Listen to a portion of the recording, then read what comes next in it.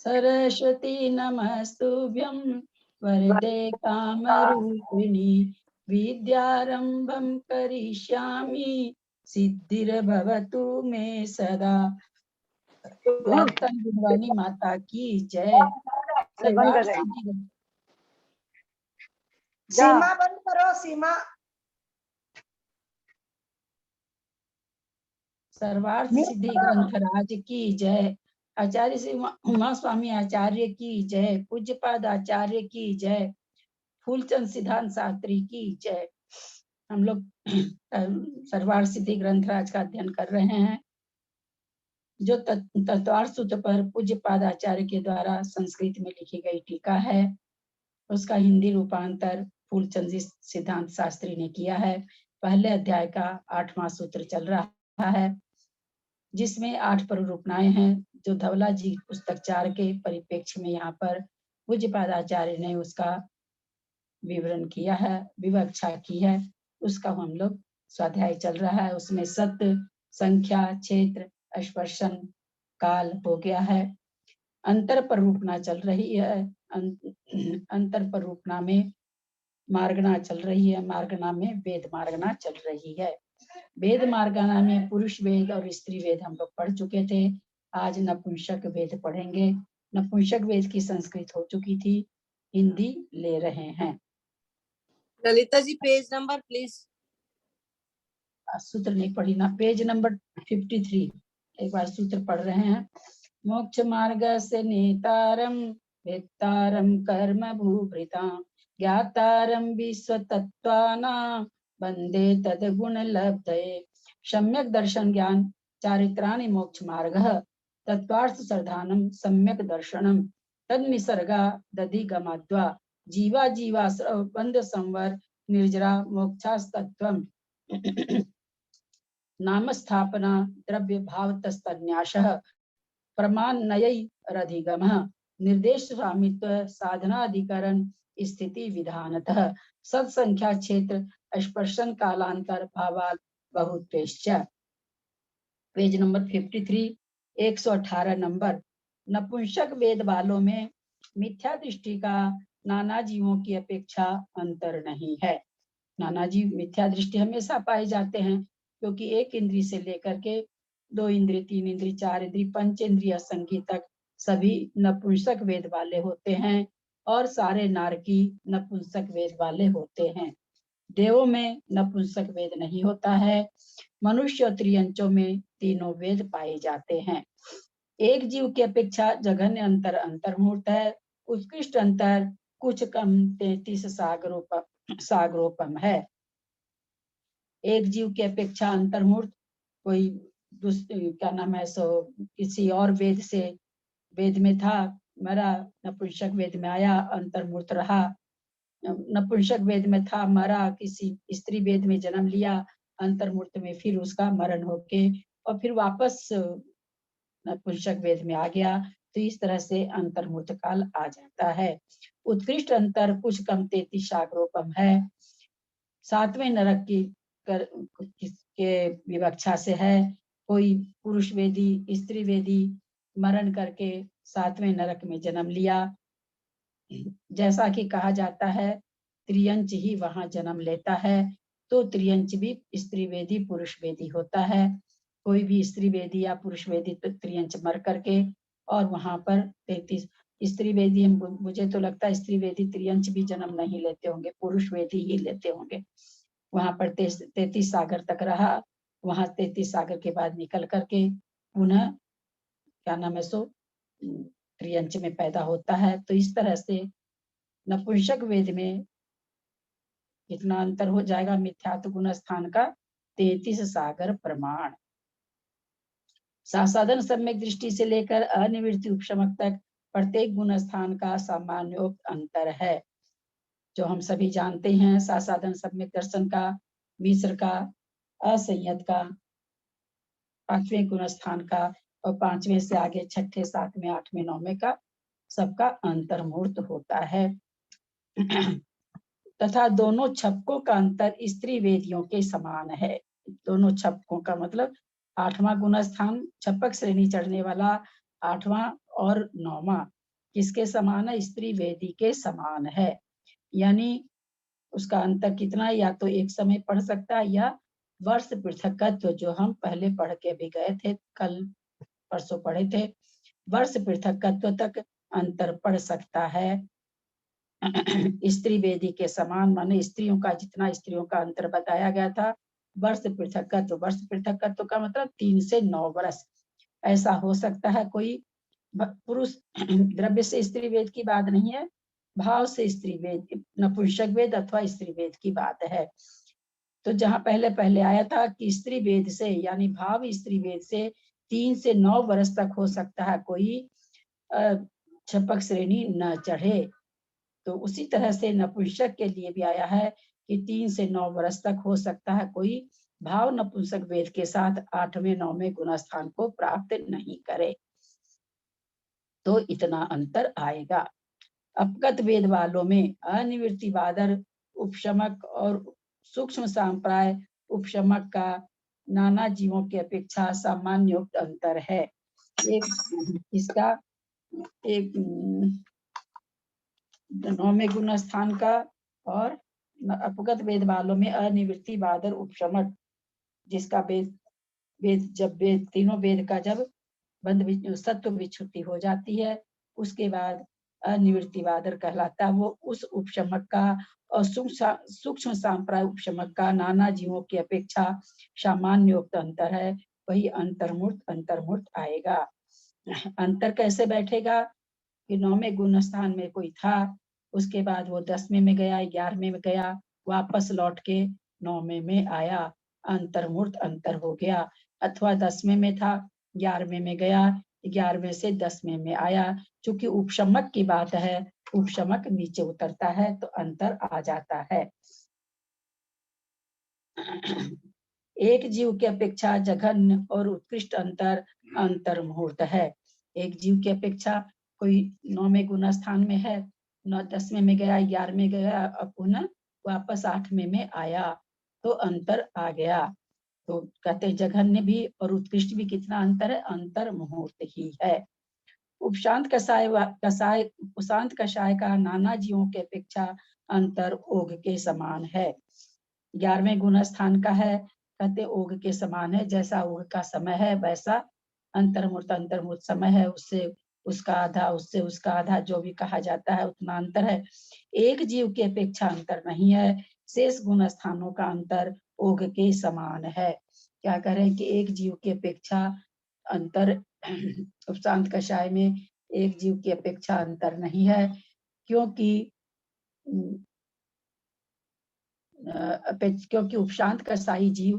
उपशांत कषाय गुण स्थान की बात है। 9वें 10वें का तो अंतर निकल जाता है। क्या 9वें से 10वें में गया, 10वें से 11वें में गया, फिर 10वें में आया, फिर 9वें में आया। उसी तरह 10वें में कोई जीव है तो 11वें में गया, फिर 11वें से 10वें में आया तो अंतर निकल जाता है। उपशांत कषाय का अंतर इसलिए नहीं आता है क्योंकि जो जीव चढ़ा है वो ऊपर नहीं जा सकता है, इसलिए, या नीचे जाके ऊपर फिर नहीं आ सकता, इसलिए कहते हैं कि उपशांत कषाय में यानी 11वां उपशांत कषाय मतलब 11वें गुण स्थान में एक जीव की अपेक्षा अंतर नहीं आएगा, क्योंकि उसके ऊपर चढ़ने का अभाव है। शेष गुण स्थानों का अंतर में वेद ही चेंज होता है क्या, कि वो नपुंसक वेद से दूसरे वेद में आ गया? जो अंतर अपन निकालते हैं 9वें से 10वें में, तो ये अंतर मतलब वेद चेंज होता है? अपगत वेद वालों का अंतर है, नपुंसक वेद का अंतर नहीं है, अपगत वेद में है। हाँ, अब तो वेद ही नहीं है। अपगत वेद अपगत वेद किसको बोला गया है यहाँ पे? हाँ, अपगत वेद किसको बोला गया? स्त्री वेद और पुरुष वेद को क्या? नहीं, अपगत वेद मतलब कोई भी वेद नहीं। 9वें गुण स्थान में एक मिनट, 9वें गुण स्थान में तीनों वेद की, भाव वेद की, द्रव्य वेद से तो पुरुष रहता ही है, वो तो जब तक मोक्ष नहीं जाता तब तक रहता है द्रव्य वेद। तो भाव वेद से तीनों वेद की सत्व विच्छुति हो जाती, यानी किसी भी वेद की उसके परिणाम नहीं होते हैं, न तो स्त्री रूप परिणाम होता है, न पुरुष वेद रूप परिणाम होता है, न नपुंसक वेद रूप परिणाम होता है। जैसे कहते हैं ना भाई पुरुष वेद, भाव पुरुष वेद किसे कहते हैं, तो स्त्री में रमन की इच्छा होना, परिणाम होना। स्त्री वेद किसे कहते हैं? तो पुरुष से रमन करने की इच्छा होना, परिणाम होना। नपुंसक वेद किसे कहते हैं? दोनों के साथ रमन करने की इच्छा करना। तो इस तरह से ये परिणाम उनके खत्म हो जाते हैं। सत्व विचु सत्ता से ही खत्म हो जाता है, वेद सत्ता से ही खत्म हो जाता है। इसलिए उनको कहा गया कि अपगत वेद, मतलब वेद रहित। अपगत मतलब वेद रहित।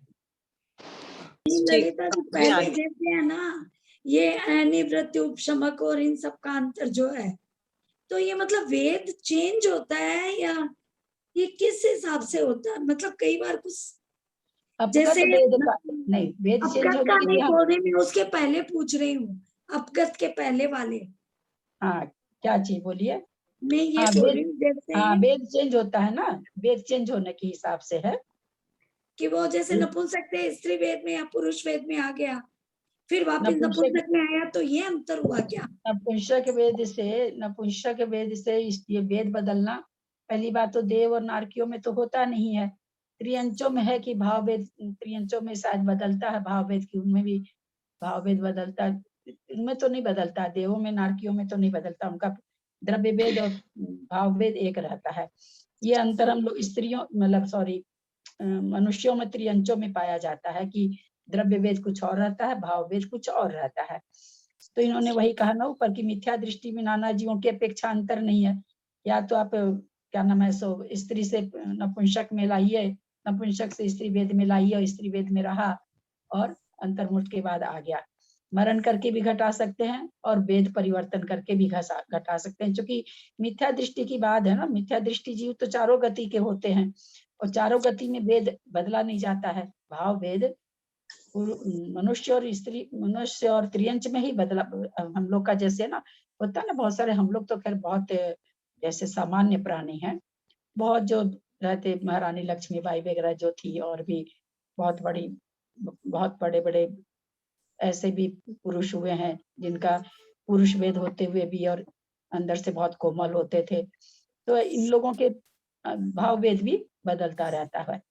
तो कोई भी वेद अंतर्मूर्त तक तो रहेगा ही रहेगा, तो जगह अंतर्मूर्त है। और नपुंसक वेद की बात है तो उत्कृष्ट अंतर कहाँ बैठेगा कि वही वेद भाव वेद 33 सागर तक बना रहे, तो केवल नरक में ही ऐसा होगा, क्योंकि वहां वेद परिवर्तन नहीं है।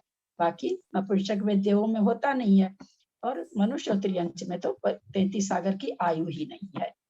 ललिता जी, हाँ, जन्म बोलिए। से जिसका जो वेद होता है वही रहता है क्या?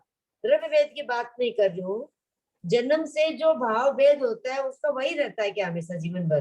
मुझे अभी बढ़िया से याद नहीं आ रहा, लेकिन ऐसा ध्यान आ रहा पढ़ा हुआ कि त्रियंचों और मनुष्यों के भाव भेद बदलते रहते हैं, ऐसा कुछ याद आ रहा है कि पढ़ा हुआ कि उनमें नारकी और देव में तो नहीं बदलता है।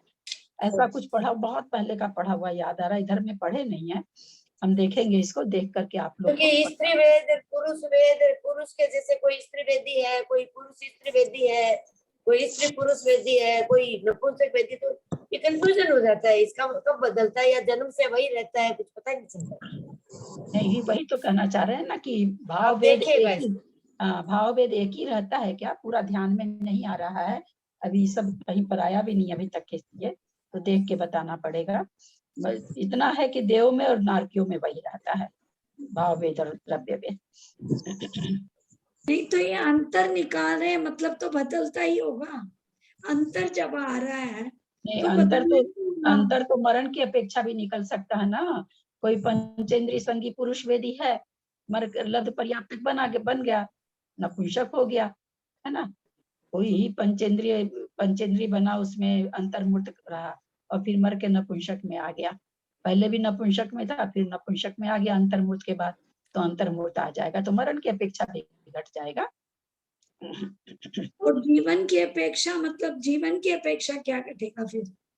जीवन की अपेक्षा अगर द्रव्य भाव परिवर्तन होता होगा, भाव द्रव्य परिवर्तन होता होगा, तो वो भी घट जाएगा।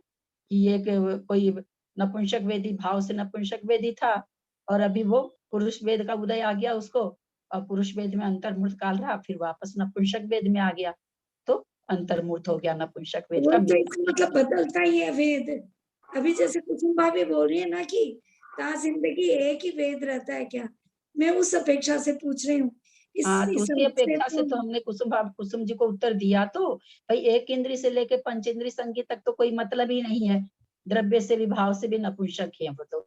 जो खेल है सो मनुष्यों का है और पंचेंद्री त्रियंचों का है।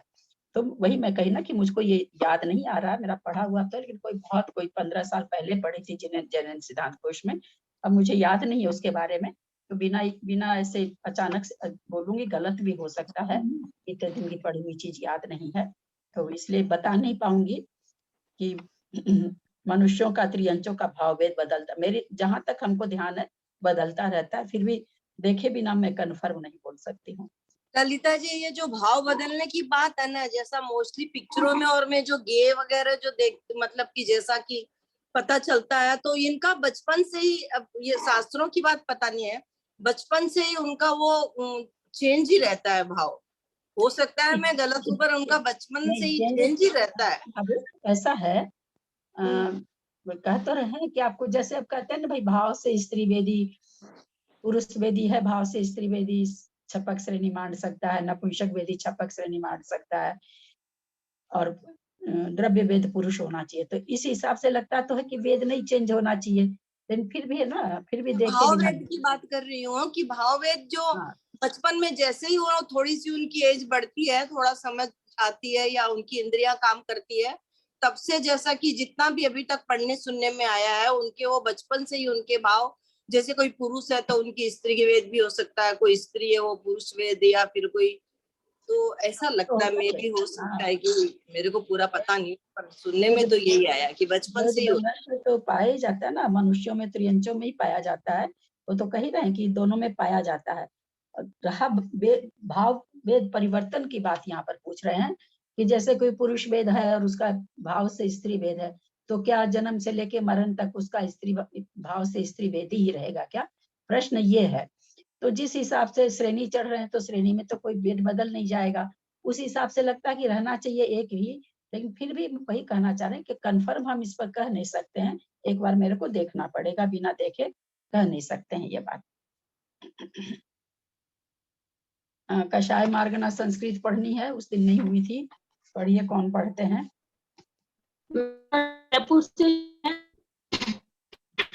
दीदी एक बात पूछूं?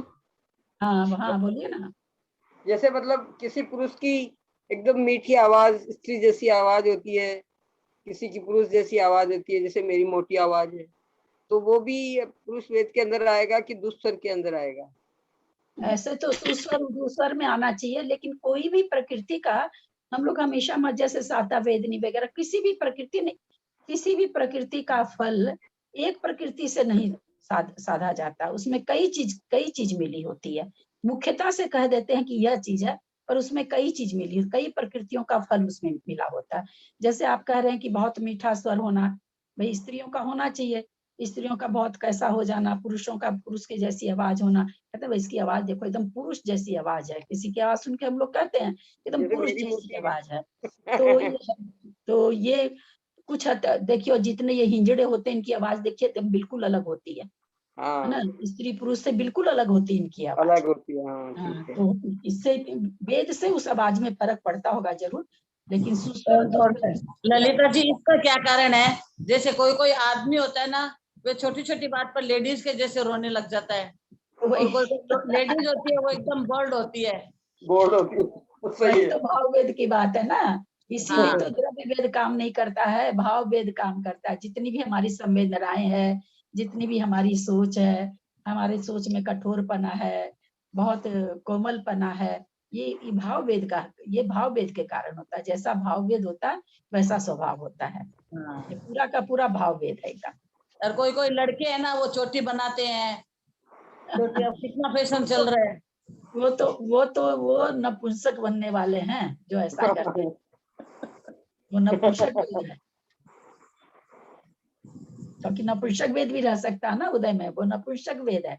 ये स्वभाव से मिलना है ना, स्वभाव से ऐसा स्वभाव होना कि स्त्रियों के जैसे हर बात में जरा सा आंसू आ जाना, स्त्रियों के जैसा छोटी छोटी बात में एकदम डिस्टर्ब हो जाना, है ना, स्त्रियों के जैसा, मतलब जो भी स्त्रियों का स्वाभाविक स्वभाव होता है, ये स्वभाव से भेद होता है। ये जो हम लोग चोटी और क्या वो कान में बाली, पता नहीं क्या क्या चीज चल रहा है। ये तो नपुंसक वेद का बंद कर रहे हैं।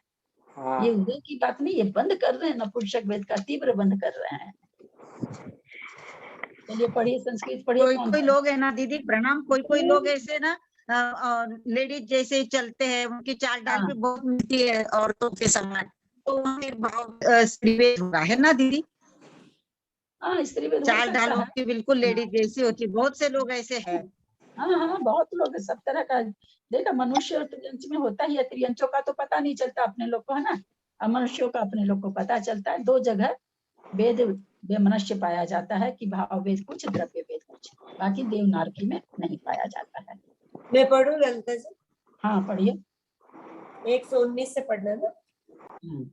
कषायानुवादेन क्रोध मान माया लोभ कषायाणाम मिथ्या दृष्टियाद्य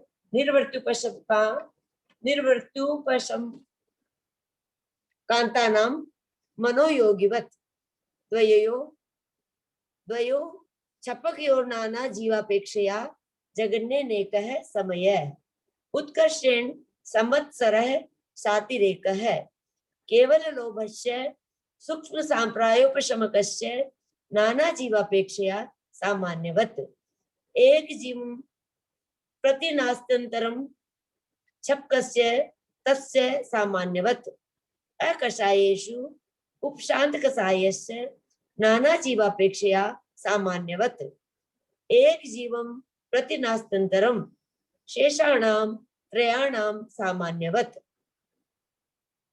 आगे का पढ़ लूं क्या? हाँ। ज्ञानानुवादेन मत्य ज्ञान श्रुता ज्ञान विभंगा निशु मिथ्या दृष्टेर नाना, ये गलती है रे, इसमें इधर आना चाहिए ना पे, इस पर आना चाहिए। हाँ, मिथ्या दृष्टेर नाना जीवापेक्षया एक जीवापेक्षा से च नास्त्यंतरम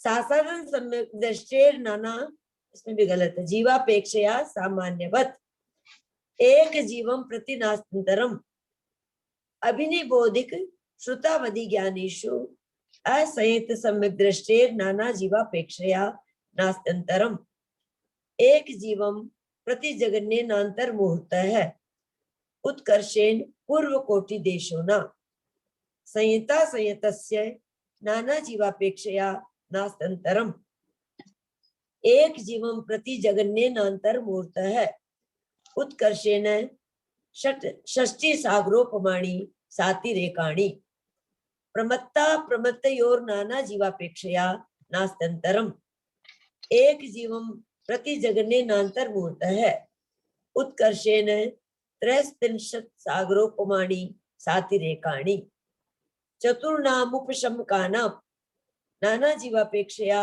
सामान्यवत् एक जीवं प्रति जगन्ने नांतर मुहूर्त है उत्कर्षेण षष्ठी सागरोपमाणी सातिरेकाणी चतुर्णां शपकाणां सामान्यवत् किम तु अवधि ज्ञानेषु नाना जीवापेक्षया जगन्नेकः समय है उत्कर्षेण वृष पृथक्त्वम् एक जीवं प्रति नास्त्यंतरम मनः परः ज्ञानेषु प्रमत्ता प्रमत्त संयतयोर नाना जीवापेक्षया नास्त्यंतरम एक जीवं प्रति जगन्यमुत्कृष्टम चांतर मुहूर्त है चतुर्णामुपशमकानां नाना जीवापेक्षया सामान्यवत् एक जीवं प्रति जगन्नेनांतर मुहूर्त है उत्कर्षेण पूर्व कोटि देशोनां चतुर्णां छपकाणां वदि ज्ञानिवत् द्वयोः केवल ज्ञानिष्णु सामान्यवत्। और पढ़ना है हो गया क्या? 120 तक किया। हाँ ठीक है। कसाय मार्गना के अनुवाद से क्रोध, मान, माया, लोभ और लोभ में मिथ्या दृष्टि से लेकर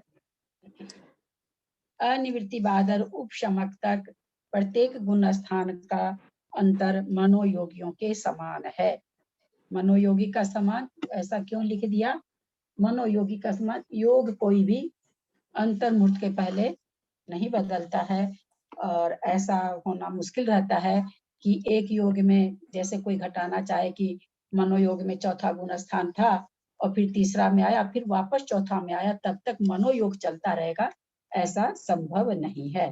तो यहाँ पर भी क्रोध मान आदि में कषाय में मनोयोगी के समान कहने का मतलब ऐसा नहीं हो सकता। इन कषायों का काल भी अंतर्मूर्त है, तो अंतर्मूर्त ऐसा नहीं हो सकता कि अंतर्मूर्त कषाय के काल में कोई चौथे से तीसरे में आया, तीसरे से पुनः चौथे में आ जाए और क्रोध कषाय का काल चलता रहे, ये संभव नहीं है।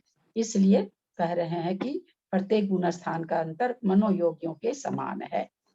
दोनों छपकों का नाना जीवों की अपेक्षा जघन्य अंतर एक समय, उत्कृष्ट अंतर साधिक एक वर्ष है। दोनों छपकों यानी 8वां गुण स्थान 9वां गुण स्थान, नाना जीवों की अपेक्षा जघन्य एक समय, यानी नहीं कोई छपक श्रेणी चढ़े तो एक समय कोई भी नहीं पाया जाए। 8वें 9वें गुण स्थान में इन क्या नाम है सो क्या नाम है कषाय के साथ में, संजलन लोभ कषाय के साथ में नहीं पाया जाए।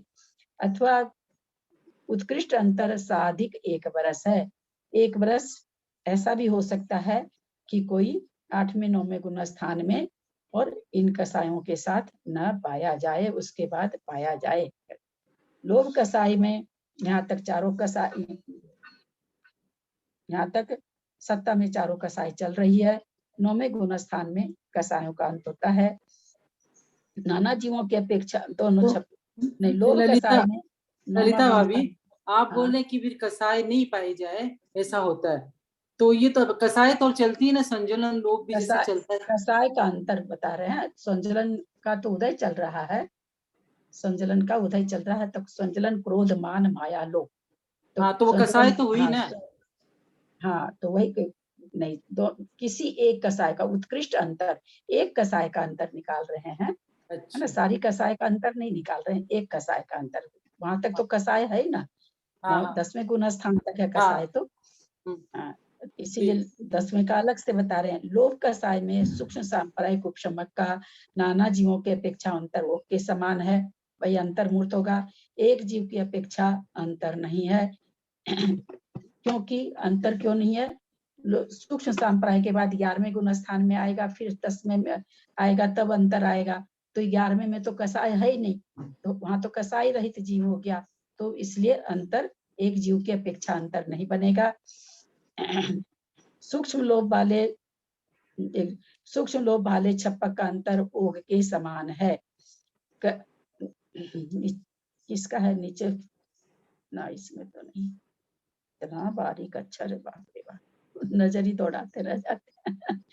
कषाय सूक्ष्म लोभ वाले छपक का अंतर ओग के समान है। सूक्ष्म लोभ वाले छपक का अंतर ओग के समान है। यहाँ हाँ ना, नीचे नहीं, वही देखे हम, वही नंबर देख रहे थे कि नंबर है का ना, इतना छोटा छोटा रहता है, नंबर की सूचना भी नहीं है। हाँ?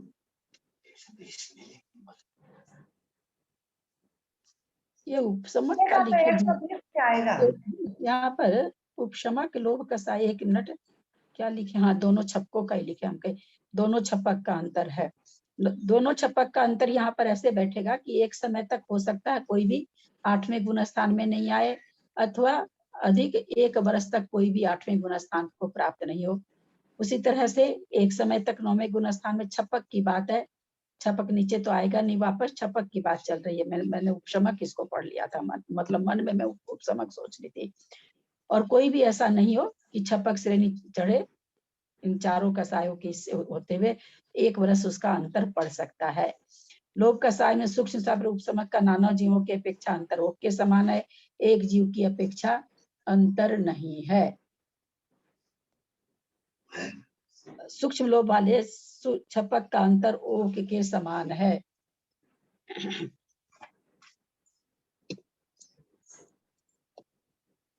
मात्र लोभ कषाय सूक्ष्म का अंतर नाना जीवों की अपेक्षा ओक के समान है, जो कि जघन्य से एक समय उत्कृष्ट वर्ष पृथक तत्व है।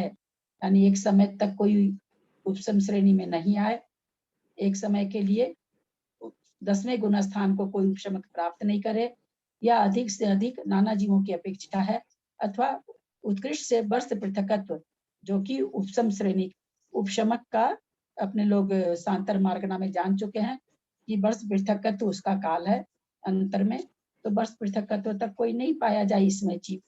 फिर कह रहे हैं एक जीव के प्रति नाश अंतर में एक जीव की अपेक्षा इनमें अंतर नहीं है, क्योंकि मात्र लोभ कषाय मार्गना को बनाए रखने के लिए 10वें गुण स्थान का अंतर लाना संभव नहीं है। 11वें में भेज के 10वें में लाएंगे तो 11वें में तो कसाय रहित हो जाएगा जीव, तो लोभ कसाय में एक जीव के प्रति अंतर नहीं बन सकता है।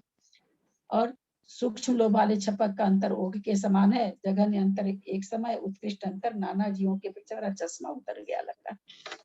क्रमशः एक समय नाना जीवों के एक समय उत्कृष्ट सूक्ष्म लोभ वाले छपक का अंतर ओघ के समान है।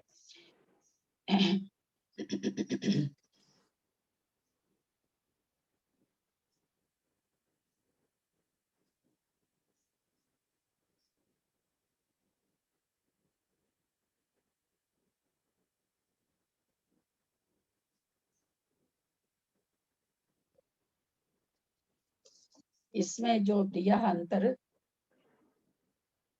सूक्ष्म लोभ वाले अंतर कषाय रहित जीवों में उपशांत कषाय का नाना जीवों की अपेक्षा होकर एक जीव की अपेक्षा अंतर नहीं है, और शेष 3 गुना स्थानों का अंतर ओघ के समान है। उपशांत कषाय नाना जीवों की अपेक्षा ओघ के समान है, शेष एक जीव की अपेक्षा अंतर नहीं है, क्योंकि उसके आगे का गुण स्थान नहीं है इसलिए अंतर नहीं बनेगा।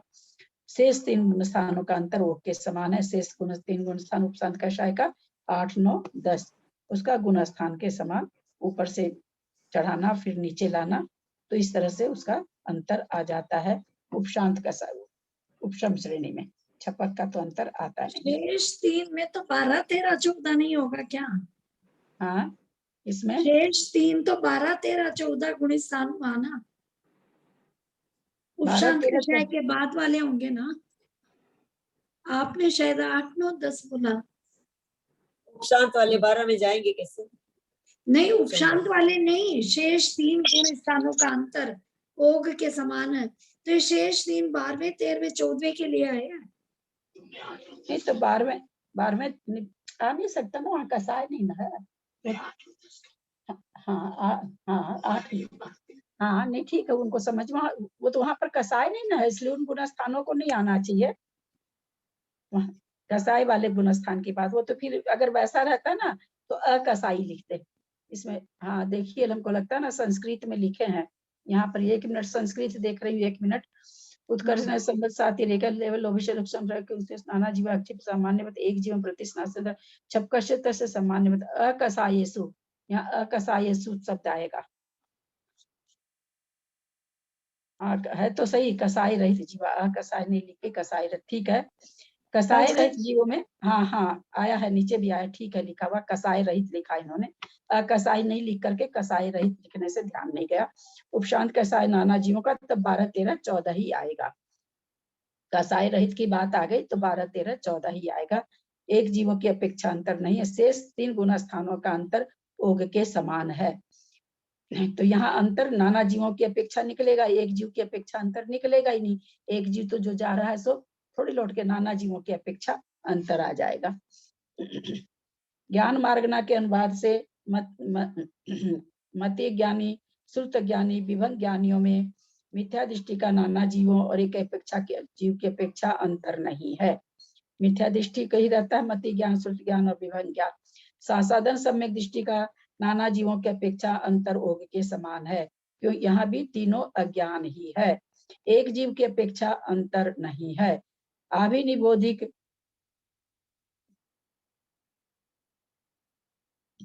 सासाधन सम्यक दृष्टि नाना जीवों की अपेक्षा अंतर ओघ के समान है। सासाधन नाना जीवों की अपेक्षा, एक जीव की अपेक्षा अंतर नहीं है।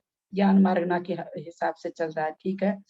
अभिनिबोधिक ज्ञानी, श्रुत ज्ञानी, अवधि ज्ञानी जीवों में असंयत सम्यक दृष्टि का नाना जीवों की अपेक्षा अंतर नहीं है। एक जीव की अपेक्षा जघन्य अंतर, अंतर मूर्त है, उत्कृष्ट अंतर कुछ कम एक पूर्व कोटि है। हम लोग जान ही रहे हैं, एक पूर्व कोटि की आयु लेकर के जन्म लिया और फिर मरण करके असंयत सम्यक दृष्टि की बात है, मरण के समय में वो कोई और गुण स्थान को प्राप्त कर गया, तो इस तरह से असंयत सम्यक दृष्टि का उत्कृष्ट अंतर हो जाएगा। संयता संयत का नाना जीवों के अपेक्षा अंतर नहीं है, एक जीव के अपेक्षा जघन्य अंतर अंतर मुहूर्त है। उत्कृष्ट अंतर साधिक 66 सागरोपम है। संहिता संयत का नाना जीवों के अपेक्षा अंतर नहीं है, क्योंकि ऐसा अंतर मार्गना नहीं है, और एक जीव की अपेक्षा जघन्य अंतर अंतर मूर्त है, संहिता संयत का 5वें गुण स्थान का। और उत्कृष्ट अंतर साधिक 66 सागरोपम है। ये एक कहाँ का लिखा है? 66 लिखा है यहाँ। एक किसके लिखा है? अच्छा, एक किसके लिए 4 लिखा है? अंतर्मूर्त कम पूर्व कोटि लिखा है नीचे। एक में क्या है? 4 अंतर्मूर्त, अंतर्मूर्त के हिसाब से पूर्व कोटि के लिए, ठीक है। और संहिता संयत का नाना जीवों के अपेक्षा एक जीव के अपेक्षा जघन्य अंतर उत्कृष्ट अंतर साधिक 66 सागरोपम है। 8 वर्ष 11 अंतर्मूर्त कम 3 पूर्व कोटि अधिक 66 सागरोपम 3 पूर्व कोटि। किंतु अवधि ज्ञानी के 11 मूर्त के अंतर्मूर्त के स्थान में 12 अंतर्मूर्त कम करना चाहिए। 8 वर्ष 11 अंतर्मूर्त कम 3 पूर्व कोटि। 1 मिनट, 33, हाँ ठीक है, 66 सागर में 3 पूर्व कोटि में जन्म ले सकता है। 3 पूर्व कोटि अधिक 66 सागर ऊपर। संयता संयत का, संयता संयत का इतना अच्छा अंतर बता रहे हैं। हाँ ठीक, हाँ 66 सागरपम, ठीक बैठ जाएगा। परमत संयत अप्रमत संयत नाना जीवों के अपेक्षा अंतर नहीं है, एक जीव की अपेक्षा जघन्य अंतर्मूर्त उत्कृष्ट अंतर साधिक 33 सागरोपम है।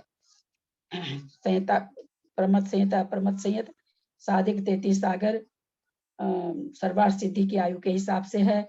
कोई जीव परमत संयत था या प्रमत अप्रमत दोनों ही रहेगा, मरण के समय में उसका प्रमतपना छूट गया, जाके वहां जन्म ले लिया, सर्वार्थ सिद्धि में 33 सागर रहा, फिर वापस आया, वापस आकर के फिर मुनि बन गया, तो अंतर आ गया 33। उत्कृष्ट अंतर सा अधिक 33 सागरोपम। सा अधिक क्यों लिया गया?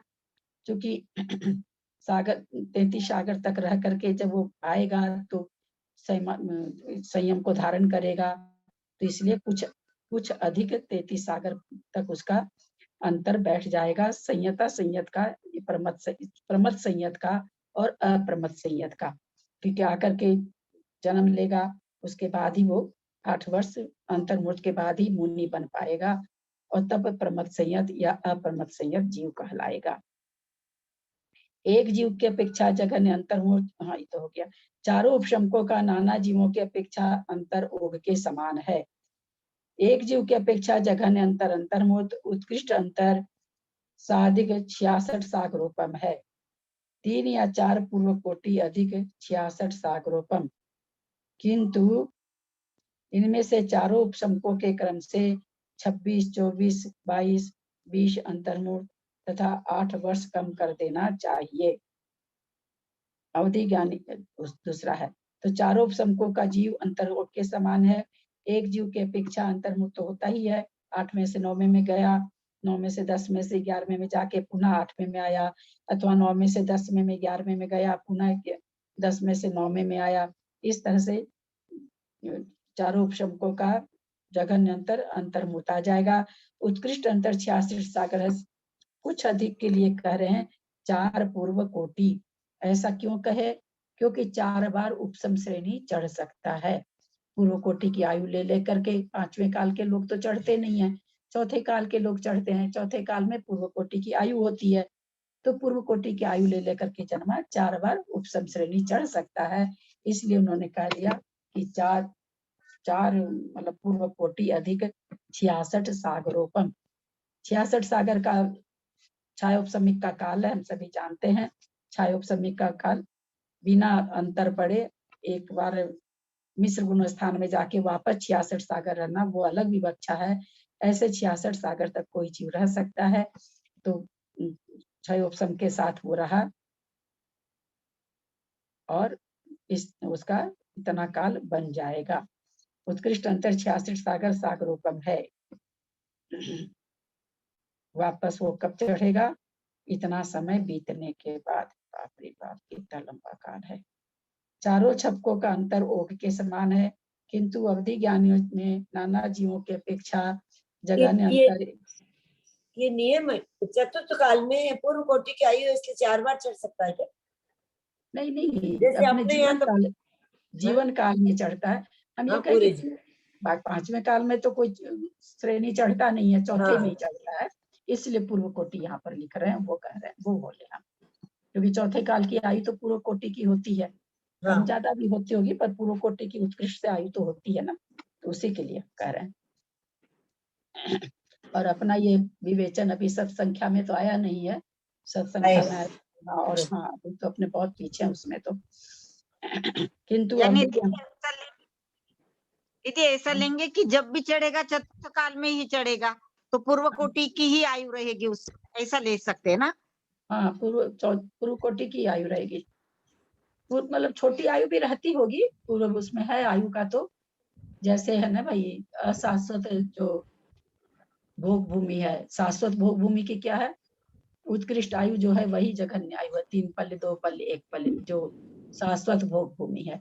जो अशाश्वत भोग भूमि है उसमें उत्कृष्ट 3 पल्ले, जघन्य 2 पल्ले, उत्कृष्ट 2 पल्ले, जघन्य 1 पल्ले, उत्कृष्ट 1 पल्ले, जघन्य 1 पूर्व कोटि 1 समय। तो इस तरह का अशाश्वत भोग भूमि के लिए है। शाश्वत भोग भूमि की आयु शाश्वत रहती है, जघन्य और उत्कृष्ट नहीं होती, 3 पल्ले की 3 पल्ली होती है। तो इसी तरह से यहाँ ना दीदी, हाँ वो भूमि वाले तो श्रेणी चढ़ेंगे ही नहीं ना। हाँ वही तो ठीक है। यहाँ आप आयु का बोले ना, उस पर मैं कह रही हूँ कि यहाँ पर चूंकि काल परिवर्तन है, विदेश क्षेत्र में कितनी आयु होती, वहाँ काल परिवर्तन नहीं है, तो हो सकता है, उस पर हम कह रहे हैं कि वहाँ काल परिवर्तन नहीं, तो हो सकता है वहाँ सब जीव इतने होते हो, तो नहीं कह सकते हैं।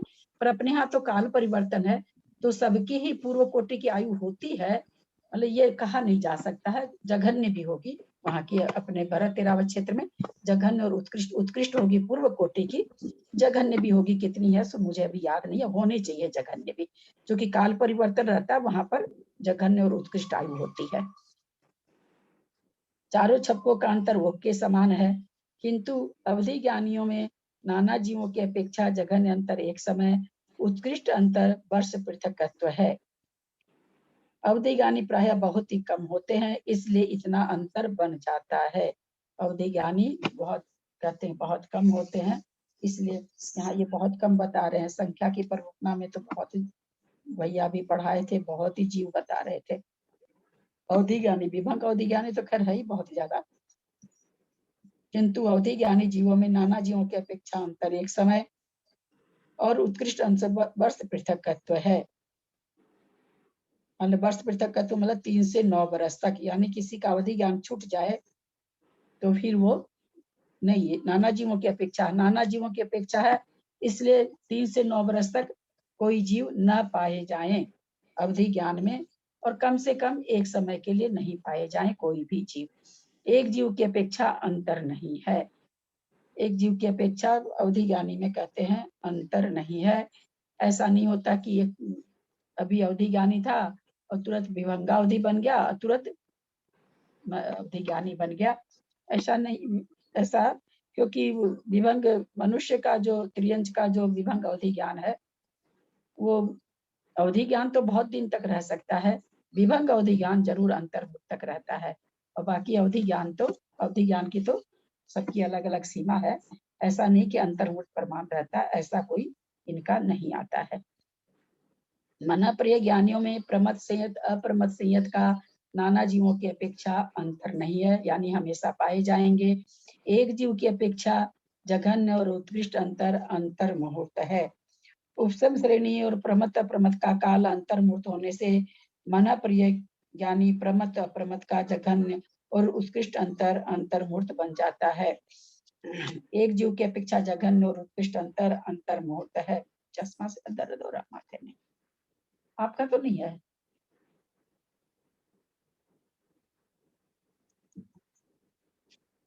चारों उपशमकों का नाना जीवों की अपेक्षा अंतर भोग के समान है।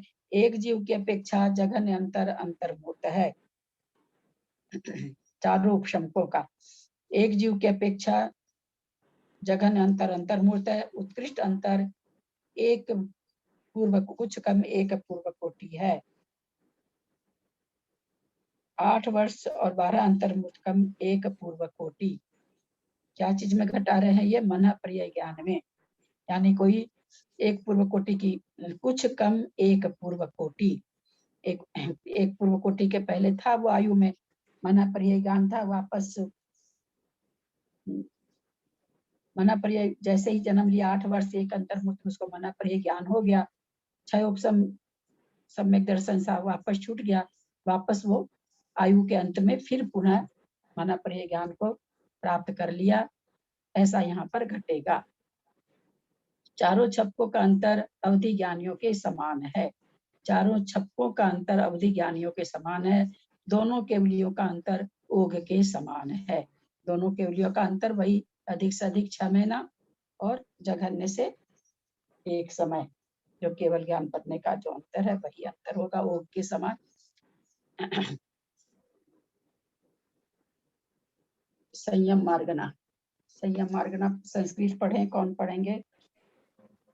मैं पढ़ूं? शशि जैन जयपुर से। हाँ पढ़िए। ललिता जी को प्रणाम और सबको जय जिनेन्द्र। संयमानुवादेन सामायिक छेदोपस्थापना शुद्धि संयतेषु प्रमत्ता प्रमत्तयोर नाना जीवापेक्षया नास्त्यंतरम एक जीवं प्रति जघन्यमुत्कृष्टं चांतर मुहूर्तः द्वयो रूप शमक योर नाना जीवापेक्षया सामान्यवत् एक जीवं प्रति जघन्य नांतर मुहूर्तः उत्कर्षेण पूर्व कोटि देशोना दयो शब्कयो सामान्यवत् परिहार शुद्धि संयतेषु प्रमत्ता प्रमत्तयोर नाना जीवापेक्षया नास्त्यंतरम एक जीवं प्रति जघन्य मुत्कृष्टं चांतर मुहूर्तः सूक्ष्म सांप्राय शुद्धि संयतेषु पपशंकस्य नाना जीवापेक्षया सामान्यवत् एक जीवं प्रति नास्त्यंतरम तस्यैव शब्कस्य सामान्यवत् यथा ख्याते अकषायवत् संयत संयतस्य नाना जीवापेक्षया एक जीवापेक्षया च नास्त्यंतरम असंयतेषु मिथ्यादृष्टेर नाना जीवापेक्षया नास्त्यंतरम एक जीवं प्रति जघन्य नांतर मुहूर्तः उत्कर्षेण तरंस्य सागरोपमाणि देशो नानि शेषाणाम त्रयाणाम सामान्यवत्। आगे पढ़ूं? हाँ आगे पढ़ूं? दर्शन 122 पढ़ूं? नहीं रहने दीजिए, 54 हो गया। संयम मार्गना के अनुवाद से सामायिक शुद्धि संयत, छेदोपस्थापना शुद्धि संयतों में प्रमत्त संयत अप्रमत्त संयत का नाना जीवों की अपेक्षा अंतर नहीं है, हमेशा पाए जाते हैं। एक जीव की अपेक्षा जघन्य और उत्कृष्ट अंतर मुहूर्त है, क्योंकि उन स्थानों का काल कितना है? अंतर मुहूर्त ही है। दोनों उपशमकों का नाना जीवों की अपेक्षा अंतर ओघ के समान है। एक जीव की अपेक्षा अंतर मुहूर्त है। उत्कृष्ट अंतर कुछ कम पूर्व कोटि है। वैसे ही निकलेगा, कोई पूर्व कोटि की आयु वाला जन्म लिया, जन्म लेने के बाद में उसने मुनि संयम को धारण किया, अप्रमत्त संयत को धारण किया, और फिर वो दोनों कहाँ पढ़ रहे? दोनों उत्कृष्ट अंतर मूर्ति एक जीव की अपेक्षा जघन अंतर मूर्ति, दोनों नाना जीव की अपेक्षा जघन अंतर। उत्कृष्ट अंतर कुछ कर्म पूर्व कोटि है। उत्कृष्ट अंतर जो कि उपशमक की बात आ रही है, अंतर्मूर्त तो हम जानते हैं कि ऊपर के गुण स्थानों में नीचे ले आए, और उत्कृष्ट अंतर कुछ कर्म पूर्व कोटि की आयु में पुनः वो उपशम श्रेणी दोबारा चढ़ जाए। दोनों छप्पों का अंतर ओघ के समान है। परिहार शुद्धि संयतों में प्रमत्त संयत अप्रमत संहिता का अप्रमत संयत का नाना जीवों की अपेक्षा अंतर नहीं है। एक जीव की अपेक्षा जघन्य और उत्कृष्ट अंतर मूर्त है, क्योंकि अप्रमत प्रमत संयत का अंतर मूर्त में ही चढ़ना उतरना होता रहता है। इसलिए क्या लिखे, नीचे कुछ लिखे हैं क्या? प्रमत और अप्रमत परस्पर अंतरिम कराने से अंतर आ जाता है। प्रमत और अप्रमत को परस्पर अंतरित कराने में ये अंतर आ, वही है अंतरित कराने में, माने 5वें से 6ठे से 7वें में भेजना, 7वें से 6ठे में भेजना, ये चीज कर रहे हैं। सूक्ष्म सांप्राय शुद्धि संहितों में उपशमक का नाना जीवों की अपेक्षा अंतर ओक के समान है।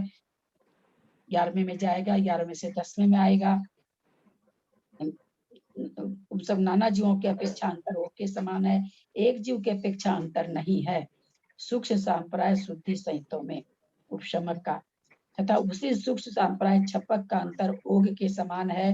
यहाँ छपक का अंतर जो भी बता रहे हैं ओग के समान का मतलब 6 महीना और अधिक से अधिक 6 महीना, कम से कम 1 समय, जो कि छपक श्रेणी वाले का होता है।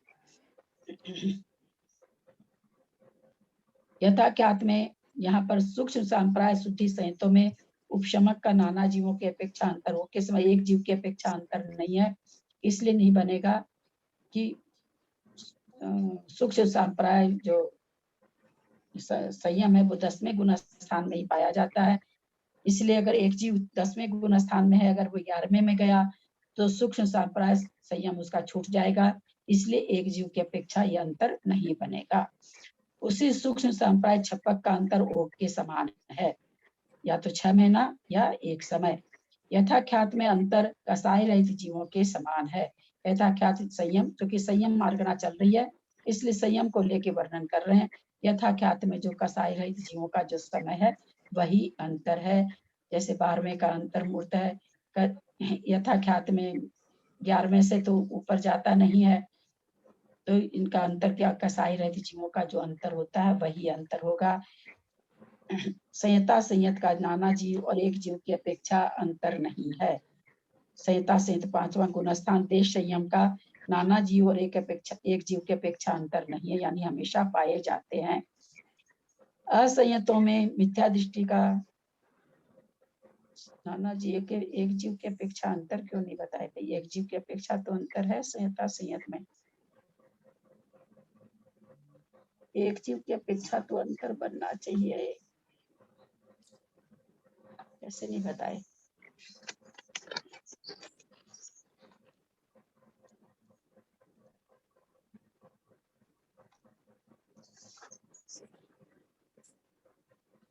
अच्छा, संहिता संयत और नाना एक जीव की अपेक्षा अंतर इसलिए नहीं है कि संहिता संयत से अगर चौथे गुण स्थान में भेज के लाते हैं तो संहिता संयत पना नहीं रह जाता है, इसलिए कह रहे हैं कि अंतर नहीं बैठेगा। असंयतों में मिथ्या दृष्टि का नाना जीवों की अपेक्षा अंतर नहीं है। असंयतों में मिथ्या दृष्टि का नाना जीवों की अपेक्षा अंतर नहीं है। एक जीव की अपेक्षा जघन्य अंतर मूर्त है, उत्कृष्ट अंतर कुछ कम 33 सागरोपम है। असंयत में मिथ्या दृष्टि का असंयतपना पहले गुण स्थान से लेकर 4 गुण स्थान तक पाया जाता है, तो कहते हैं कि नाना जीवों के अपेक्षा मिथ्या दृष्टि नाना जीवों की अपेक्षा तो अंतर है ही नहीं, हमेशा ही असंयत पने में मिथ्या दृष्टि जीव पाए जाते हैं। एक जीव की अपेक्षा जघन्य अंतर मूर्त है। असंयत में कोई आया, अंतर्मूर्त दूसरे गुण स्थान में गया, तीसरे में गया और अंतर्मूर्त रहा, वापस चौथे में आ गया, तो चूंकि असंयत पना उसमें भी था, असंयत पना चौथे में भी है, तो अंतर बन जाएगा। कुछ संहिता संयत भाभी अंतर नहीं है बोला है इसमें, संहिता संयत का। हाँ, संहिता संयत अगर वो नीचे जाता है, अगर नीचे जाए चाहे ऊपर जाए, उसका तो संयत पना ही छूट जाएगा ना, तो अंतर हो गया ना फिर छूट जाने से। संयत पना संयम में घटाना है अंतर, तो संयम में अंतर घटाना है। तो संयम छूट गया तो अंतर ना आया ना भाभी? नहीं, उसी संयम में अंतर को घटाना है। जैसे देखिए ऊपर फिर से हम लोग चलते हैं, हाँ लेते हैं, वापस लेते हैं। प्रमत संयत अप्रमत संयत नाना जीवों की अपेक्षा अंतर नहीं है, क्योंकि प्रमत अप्रमत में सामायिक छेदों पर स्थापना बराबर बना हुआ है, छूटता नहीं है। एक जीव की अपेक्षा जघन्य और उत्कृष्ट अंतर अंतर्मूर्त है। ऐसा क्यों कहा गया? क्योंकि प्रमथ और प्रमथ में संयम नहीं बदल रहा है, गुण स्थान बदला है पर संयम नहीं बदला है, तो इसलिए अंतर्मूर्त अंतर बता दिए। दोनों उपशमकों का नाना जीवों की अपेक्षा अंतर, दोनों 8वां 9वां गुण स्थान। यहाँ भी समायिक छेदोपस्थापना है, यही 2 संयम है, तो उसमें भी अंतर नहीं बनेगा। कितना अंतर बनेगा? बोलो ओक के समान, 8वें से 9वें में गया, 9वें से 10वें में जाकर, और फिर दोनों उपशमकों का नाना जीवों की अपेक्षा अंतर ओघ के समान है। अंतर्मूर्त रहता है, अंतर्मूर्त में वो 9वें गुण स्थान में गया तो उसका बन गया अंतर। लेकिन सामायिक और छेदोपस्थापना संयम बने हुए हैं उसके।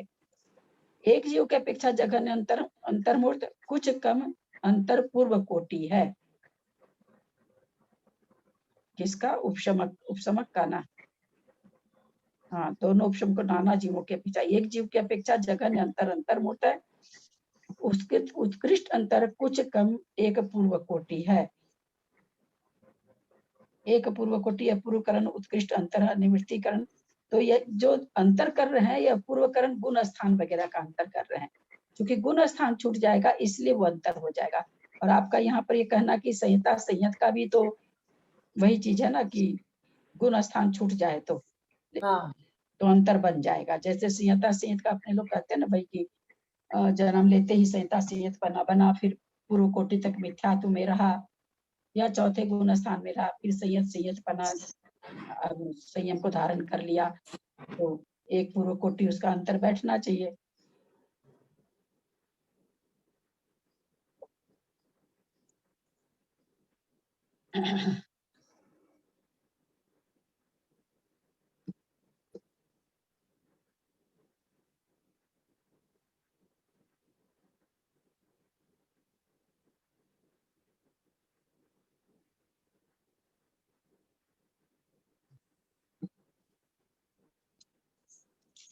संयम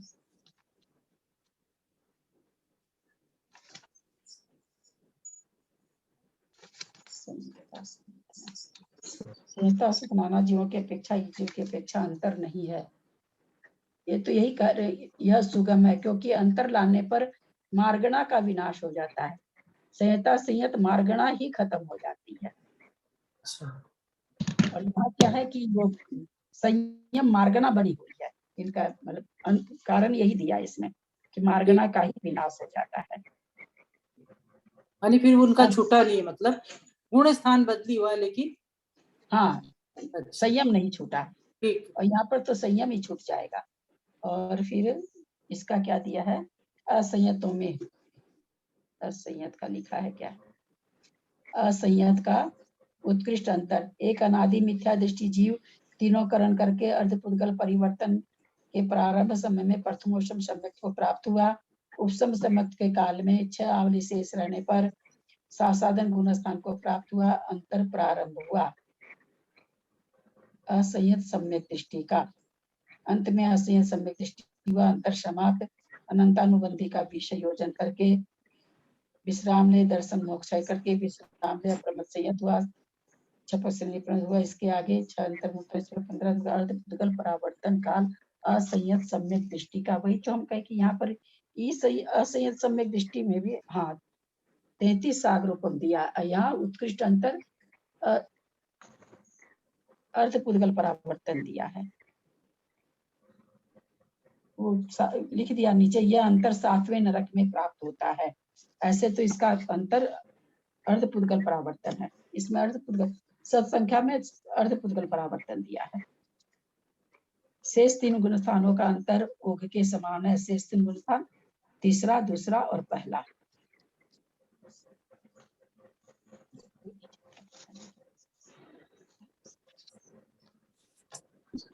मैं कुछ पूछूं? बोलिए ना। मैं ये बोले, मतलब मैं पहली बार पढ़ रही ना, ये ओघ के समान का मतलब क्या होता है? ओघ मतलब गुण स्थान। अच्छा, मैं इसको समझ पा रही थी। पहले सबसे पहले आचार्य गुण स्थान में बता देते हैं सारी चीज, कि किस गुण स्थान में कितने समय के बाद कोई हो सकता है। तो फिर आगे मार्गना जब बताते हैं ना तो उसमें गुण स्थान वहां पर आता है ना तो लिख देते हैं ओघ के समान है, कि जैसा ओघ में हमने अंतर बताया है वैसा है। हाँ वो मैं कई कई जगह पढ़ा ले, मैं इसको समझ नहीं पा रही थी तो मैं कि पूछूं। मतलब गुण स्थान बहुत अच्छा। जय जिमी। जिह्वानी स्तुति करें। हाँ आज जैसे पेपर में महाराष्ट्री के प्रवचन में आया, ये विजयादिशु द्विचर्मा है ना, इसका मतलब उन्होंने कहा 2 बार विजय में जाएगा। हाँ उन्होंने कहा 2 बार विजय में जाएगा। हाँ हाँ या 2 बार मनुष्य बनेगा, कि एक बार मनुष्य बन के वापिस विजय में गया, वापिस मनुष्य बना, तो उसको 2 बार बोलेंगे क्या? उन्होंने तो कहा 2 मनुष्य बार विजय। हाँ मनुष्य था, विजय में गया, विजय में आके अगर मनुष्य बन के मोक्ष चला गया तब तो वो तो अंतिम रूप कहलाएगा ना, विजय में 2 बार जाएगा। तो विजय में कहाँ गया? विजय में तो है वो ऑलरेडी। विचर्मा विजयादिशु। जैसे हम लोग कहते हैं ना कि सर्वार सिद्धि वाले एक भवातारी होते, भाई मनुष्य से सर्वार सिद्धि में गए, आके मनुष्य बने मोक्ष चले जाएंगे, तो वो एक भवातारी कहलाए। और विजयादिशु द्विचर्मा यानी विजय में जाने वाले 2 चरम शरीरधारी होते हैं, उनका 2 तो विजय में गए फिर आकर के मनुष्य बन गए, तो मनुष्य में अगर चले जाते भाव मोक्ष चले जाते तब तो चरम शरीर हो जाते, लेकिन फिर एक बार जाएंगे विजय में और फिर तो आके वापिस विजय में ही जाते हैं क्या वापिस वो? विजयादिशु चारों में। हाँ हाँ, मतलब उन चारों में जैसे विजय वैजयंत जयंत अपराजित जिसमें भी जाए। हाँ वो नियम ही है कि उसमें से आके उसी में से फिर किसी में जाएंगे और आके मोक्ष चले जाएंगे। उसमें विजय मतलब सर्वार स्थिति में भी हो सकता है चले जाओ, उसमें कोई हर्जा नहीं है, आके मोक्ष तो जाना ही है ना। तो इसका मतलब यह कि वो मनुष्य होकर के फिर आज उन्होंने जैसे कहा विजय से आके विजय में ही जाएंगे, तो मेरे को पता नहीं थोड़ा सा ऐसे लगा कि समझ नहीं पाई मैं, कि एक बार विजय से आएंगे मनुष्य भाव, वापिस विजय में जाएंगे, फिर वापिस मनुष्य में आके फिर मोक्ष। कहा जाए सर्वार सिद्धि चरम शरीरी होते हैं, विजय आदि द्विचरम शरीरधारी होते हैं। विजयादिशु द्विचर्मा यानी 2 अंतिम शरीर, तो एक तो वो है, फिर एक आकर के बनेंगे, फिर मनुष्य भाव से मोक्ष चले जाएंगे, ऐसा मतलब निकलता है। ऐसा जरूरी नहीं कि विजय से विजय में ही जाएंगे ना, चारों में से कहीं भी जाएंगे जैसे उनके परिणाम होंगे, है ना दीदी? जो विजय कि चारों में से किसी विजयादिशु विजय आदि में है ना, विजयादिशु सप्तमी विभक्ति है, विजय आदियों में, विजय आदियों में चारों की बात है वहां पर, है ना, सर्वार्थ सिद्धि को छोड़ के चारों की बात है। हाँ वो तो चारों की, यानी चारों में से लेकर कहीं, हाँ अपराजित, इन चारों में से कहीं भी जा सकते हैं ना। वैजयंत अपराजित, हाँ हाँ विजय वैजयंत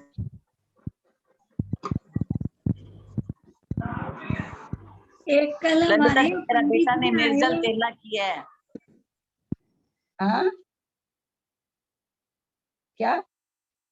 निर्जल तेला किया है, निर्जल तेला। किसने? बड़ा बेटा ने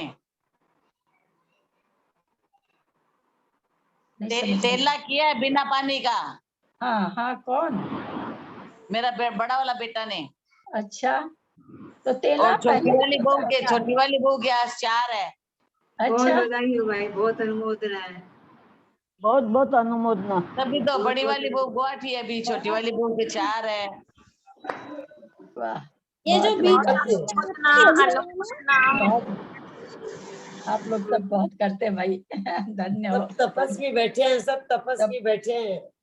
तपस्वियों को धन्यवाद। नाटिका देखी नहीं क्या? हाँ आपने नाटिका नहीं देखी क्या? नाटिका मेरे पास कोई तो नहीं, आप ही भेजते हो ना, आप ही का जा रहा है ना नाटिका। छोटी छोटी तो नाटिका है एकदम, छोटी छोटी आपकी देखती हूँ मैं, आपका ही हो रहा है ना। बहुत बढ़िया बढ़िया नाटिका किया है। सुमन दीदी बहुत अच्छा, मैं रोज देखती हूँ। सुमन दीदी रोज देखती हूँ, बहुत अच्छी है।